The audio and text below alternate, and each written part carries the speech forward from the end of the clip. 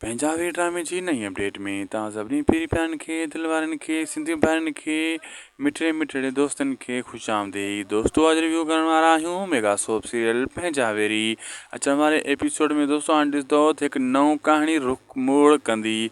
जी हाँ दोस्तों, नओं रुख कंदी कहाणी छाजे करे हाणे चाकर ख़ान जी लव स्टोरी भी शुरू थियण वारी आहे रुंडे जी धीउ सां।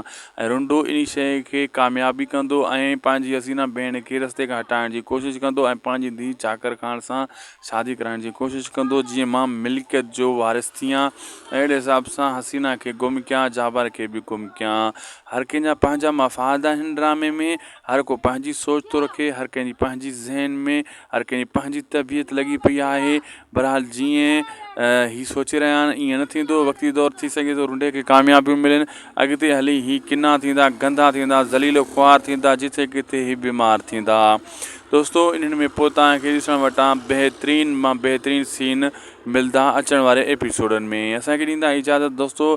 शाहिद खोसो वर्क यूट्यूब चैनल खे ज़रूरु सब्सक्राइब लाइक शेयर कंदा।